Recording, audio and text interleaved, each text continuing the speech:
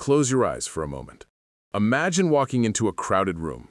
A party, a workplace, a cafe. People laughing, people pretending to be confident, people hiding their nervous glances. At first glance, they all look like closed books. But here's the truth.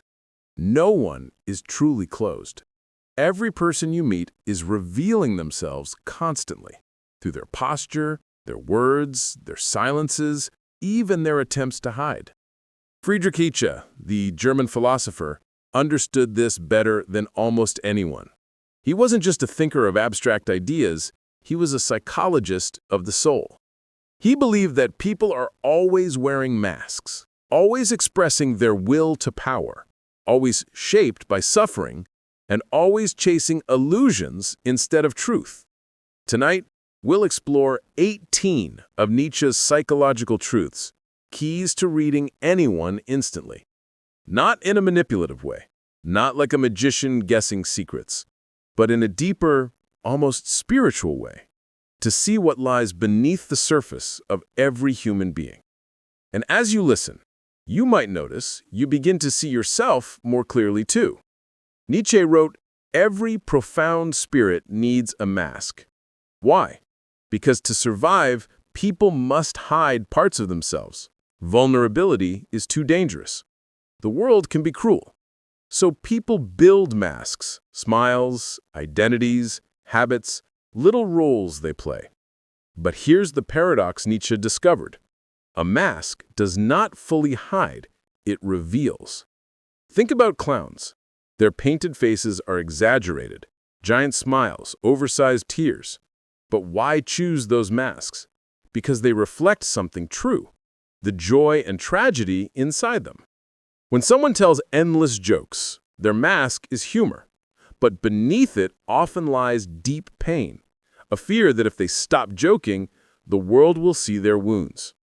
When someone acts overly strong, always independent, always dismissing help, their mask is power, but beneath it is a terror of weakness, of being dependent, of being seen as fragile.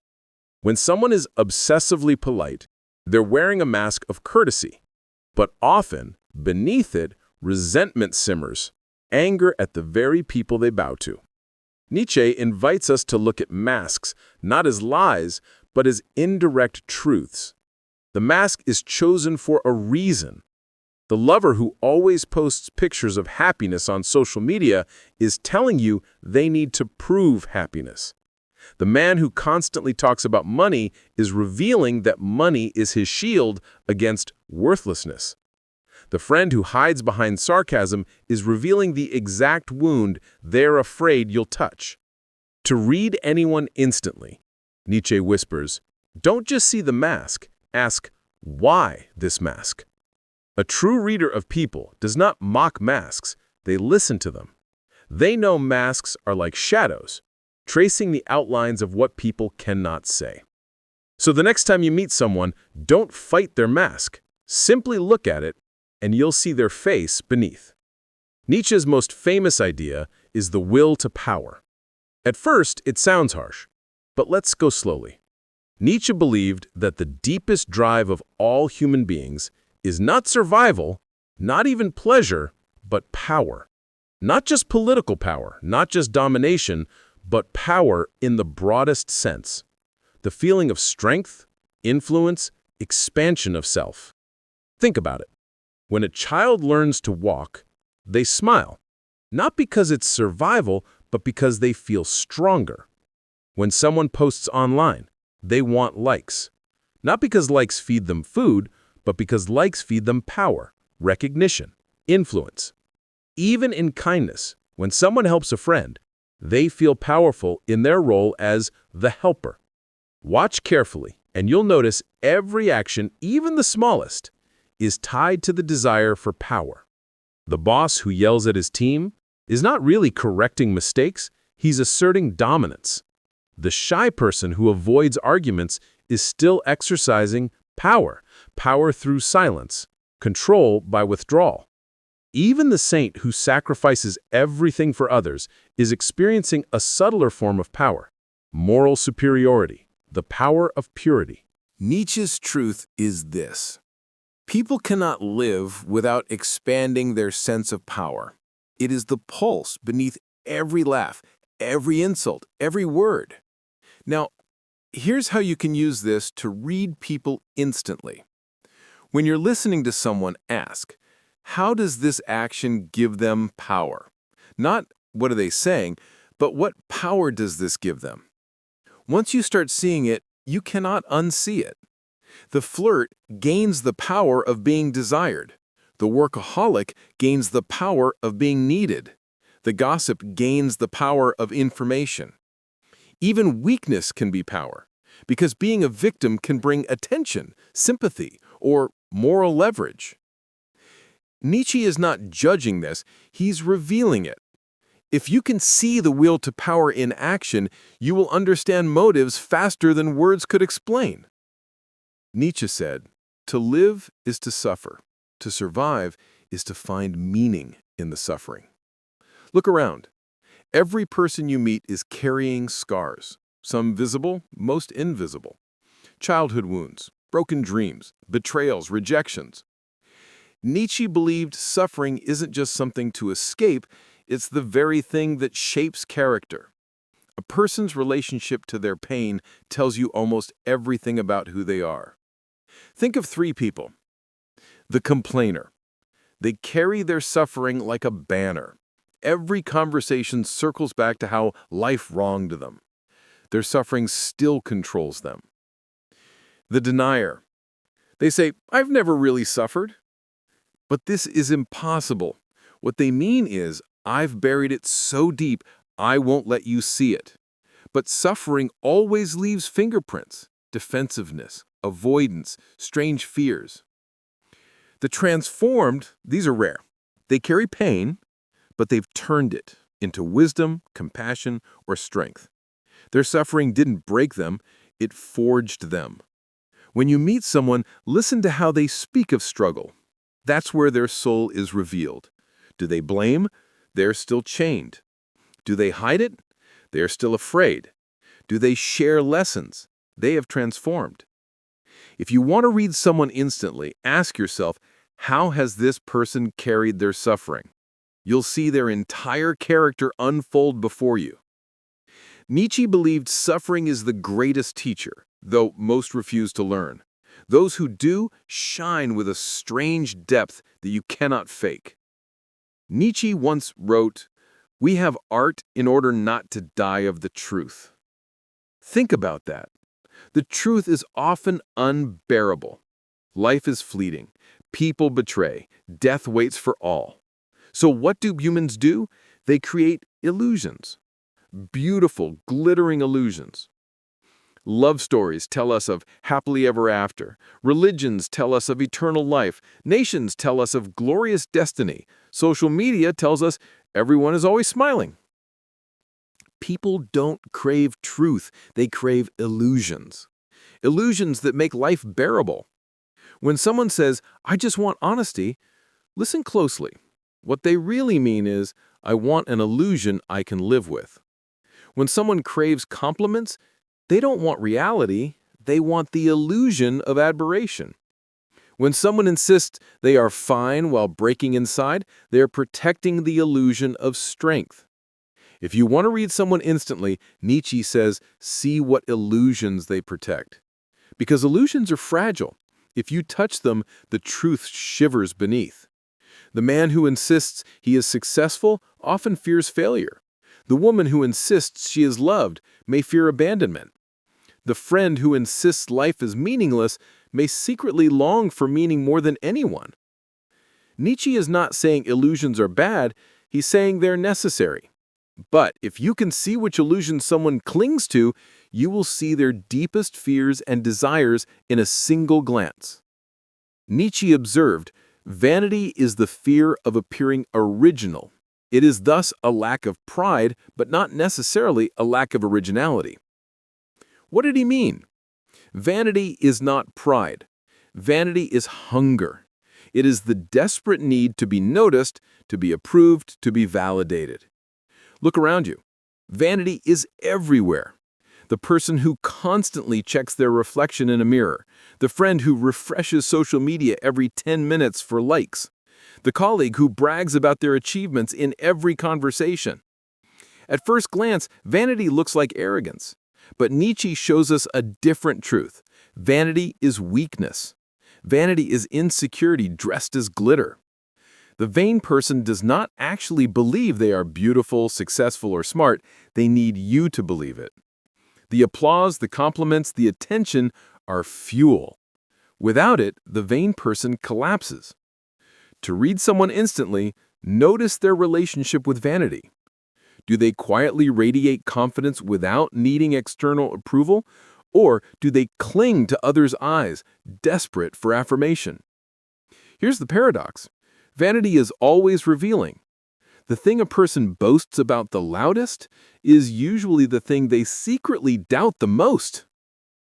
The man who constantly flexes his wealth fears he is worthless without it. The woman who obsesses over beauty fears invisibility. The intellectual who flaunts knowledge fears ignorance. Nietzsche's psychological truth here is sharp. If you want to read someone, listen not to their silence, but to their bragging. Vanity is the shadow of their deepest insecurity. Nietzsche used a French word, ressentiment. This is more than anger. It is the deep, toxic brew of envy, bitterness, and hidden hatred that festers when someone feels powerless. You can see it in people who smile politely but secretly resent your success. You can hear it in compliments that carry the weight of jealousy. Wow, you're lucky. I could never do that. Nietzsche warned that resentment is one of the most powerful forces in human psychology. Why? Because those who feel powerless cannot express their rage directly. Instead, they turn it inward, nurse it, feed it, until it becomes a quiet, corrosive hatred. A friend who always downplays your victories is speaking from ressentiment. A coworker who pretends to admire you but spreads rumors is driven by ressentiment. Even a lover who criticizes your joy while hiding behind just being honest may be speaking from ressentiment. To read someone instantly, notice the subtle signals of this poison. The overly sweet tone that hides contempt, the faint smile that doesn't reach the eyes, the harmless joke that cuts too deeply. Nietzsche even believed that entire moral systems, ideas of good and evil, grew out of ressentiment, as the powerless redefined weakness as virtue. So what do you do when you sense it? Nietzsche would say, don't fight it directly. Simply recognize it.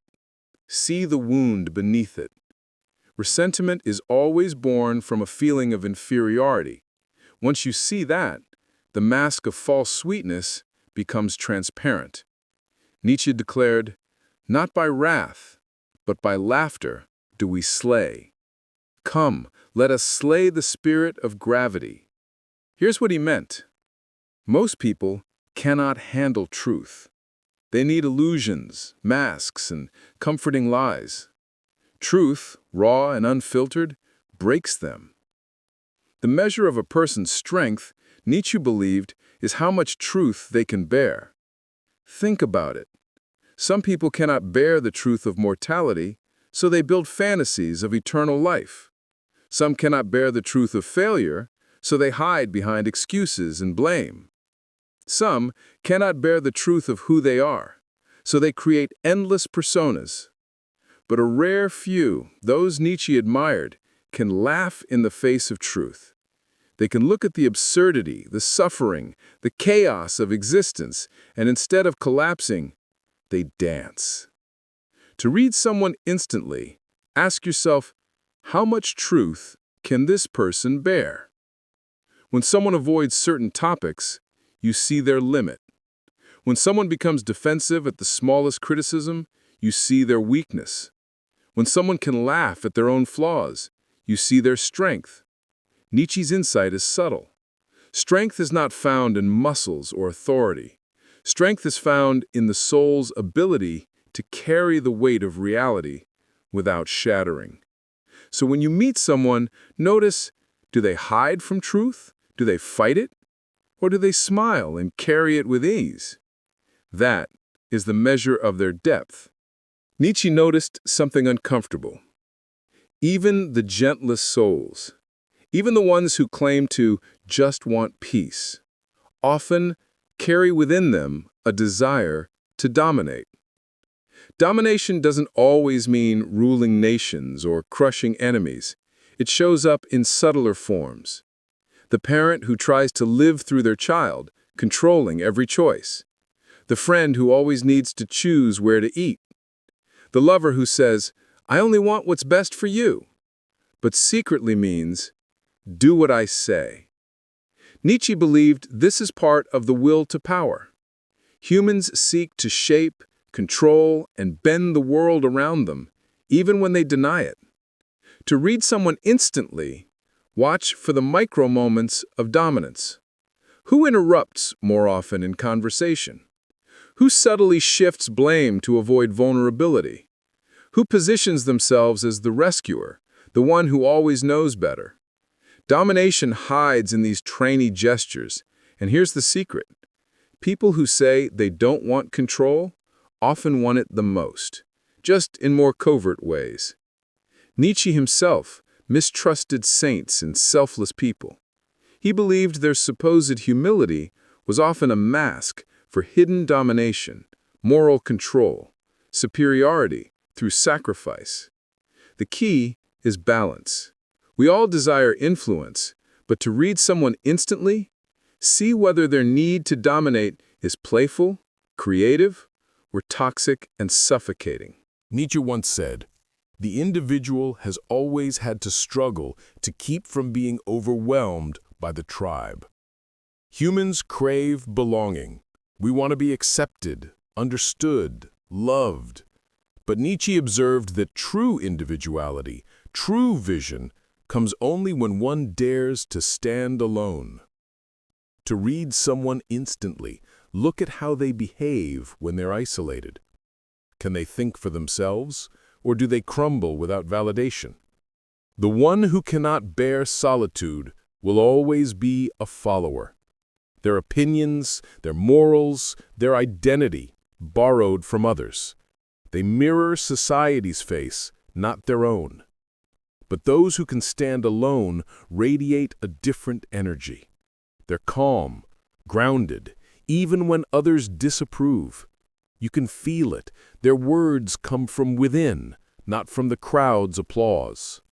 The person who speaks unpopular truths without hostility, that's courage. The artist who creates for meaning, not for likes, that's freedom. The friend who disagrees with you gently, yet firmly, that's strength. Nietzsche's truth here is piercing. Only by standing apart can we truly see the crowd.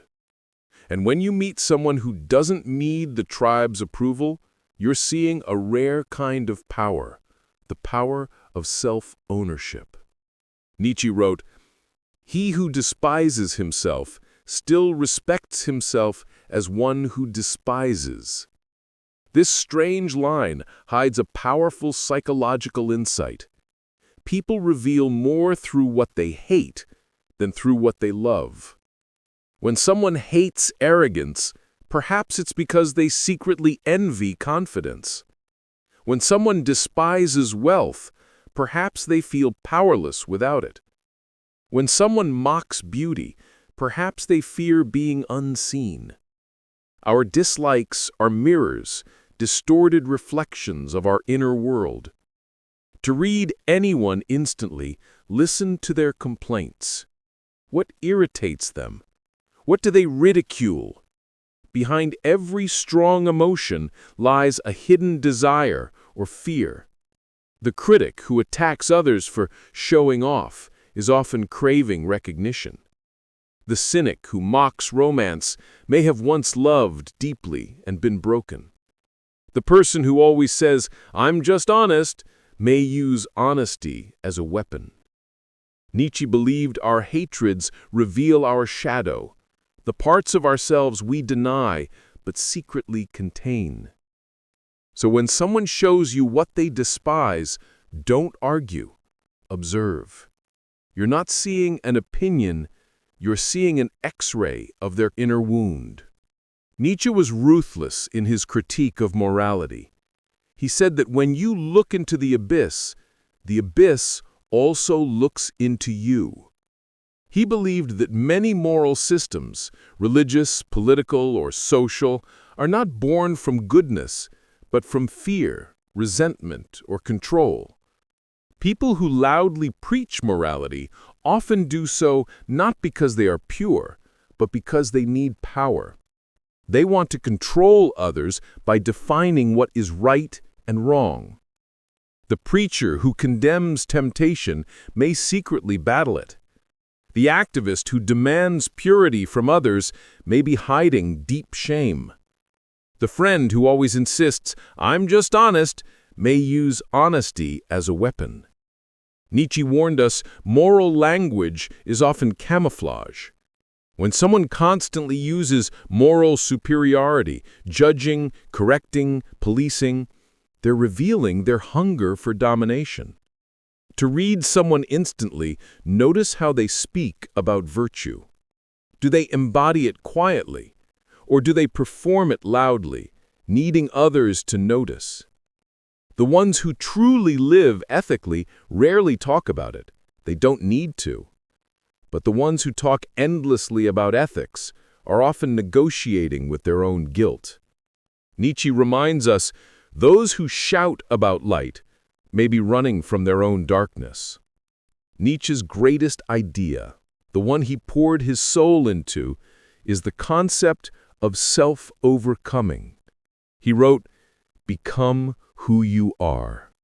It sounds simple, but it is perhaps the hardest thing a human being can do. Self-overcoming means seeing your weaknesses, your fears, your illusions, and transcending them, not through denial, but through transformation. Most people, Nietzsche observed, repeat themselves endlessly. They cling to habits, beliefs, identities that feel safe. They do not grow, they circle the same mountain again and again. But those who practice self-overcoming, those rare individuals, they break patterns. They use pain as fuel. The timid one learns to speak with quiet confidence. The envious one learns admiration. The broken one learns to create beauty from their scars. When you meet someone like this, you feel it. Their presence is alive. They are not defined by their past, they are constantly becoming. Nietzsche saw this as the highest form of life, the Übermensch, the self-transcending human, not a perfect being, but a courageous one, always evolving. If you want to read someone instantly, look for this trait. Do they blame the world, or do they transform through it? The ones who overcome are rare, but unforgettable. You've now seen 12 of Nietzsche's psychological truths, each one a window into the human soul. When you begin to see through Nietzsche's eyes, something shifts. You no longer take people at their face value. You start to hear what they don't say. You begin to see patterns, masks, wounds, illusions, power plays, and tiny flashes of truth hiding beneath the curtains. But here's the final paradox Nietzsche leaves us with. To read others deeply, you must first read yourself. Every judgment, every attraction, every irritation you feel towards someone else reflects something inside you. The same truths you use to decode others will eventually point back to your own face. And that's the quiet ending Nietzsche would have wanted. Not a grand revelation, not certainty, but a still moment of clarity, where you realize the art of reading people is, in the end, the art of knowing yourself. So as you close your eyes tonight, let this thought echo softly. The more you see into others, the more you must dare to see into yourself. And maybe that's what Nietzsche meant all along.